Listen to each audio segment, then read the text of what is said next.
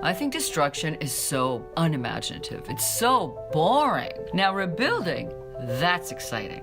My mission is to rebuild our world and to empower others to rebuild their own lives.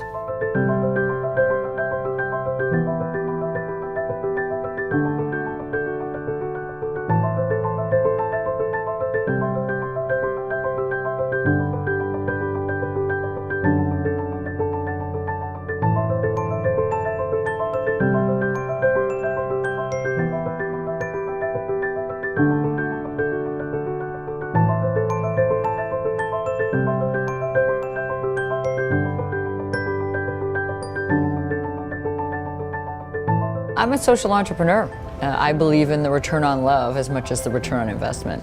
What are you doing on this earth to make other people's lives more wonderful by giving them dignity and jobs? When I started, we didn't even have a word for it.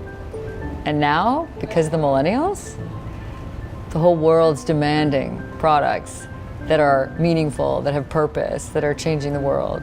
You know, 9 out of 10 millennials will switch brands for one with a cause, and we have a cause. Actually, I do get a lot of nice emails from young people who want to be social entrepreneurs. I got a nice email from a young girl. She said, you know, Barb, you're so refreshing. You're not jaded like other old people. We all want to live with meaning and purpose. And you know what? Sometimes life is not going to go to plan. My job is to wake people up. And when I'm finished my talks, no one's going back to sleep. I had a normal life back in 2006, and then the unthinkable happened. My best friend was serving in the forces. He was sitting in a peaceful shura, discussing how to bring clean drinking water and health care to the families of the village. And a man who didn't want to see his community have free thought or free will put a Taliban axe through my best friend's head. Whenever you create something that no one's ever done before, you get to be called a trailblazer or a game changer, but that doesn't come without a lot of walking on glass. It is really tough to change the game. I had people make fun of me. The banks wouldn't give me a loan. People told me I couldn't do this. Can you imagine if I ever listened to them?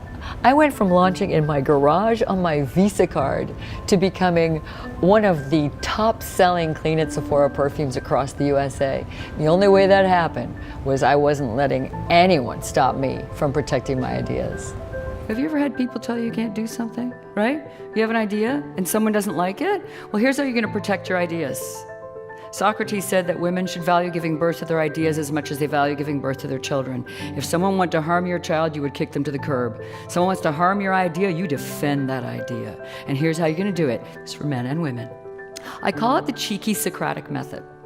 So when people said to me, you'll never get that perfume into the perfume store, instead of defending your idea, you ask a good question back. That's the Socratic method. Ask good questions, grow with friends, be curious. So when they said, you'll never get that perfume into the perfume store, I said, why? Is that what happened to you the last time you made a perfume? I took the Stoic wisdom of the philosophers and brought it to everyday people. This wisdom is 2,400 years old and it can't fail you. I mean, I wrote a book on it and I'm in awe every day this stuff works. And it's the basic virtues, the 7 virtues: wonder, balance, truth, courage, justice, wisdom, and beauty. Daily practice, daily practice, daily practice. Like a muscle, you have to rip it, but it can't fail you. When I take people to a heavy place to rebuild, like Afghanistan, Haiti, or Rwanda, or even their own lives, I really have to lighten it up a little. You know, when you look out in the crowd and you see people on the edge of their seats and they're doing all that amazing work, all that heavy soul searching, you really have to give them a breather, you know, from all that awakening. If you have anyone undermining you, remove them. I mean now. Like not right now, don't call them, but maybe like tonight. I travel around the world from Haiti to Puerto Rico to Rwanda and across North America. And I'm looking for social entrepreneurs who are rebuilding, and I want to tell their stories. When disaster hits, the whole world cares. But after a week, people get forgotten. I use socially conscious storytelling to keep people reignited long after the initial disaster or event. Keep caring about these plate-building places, keep investing.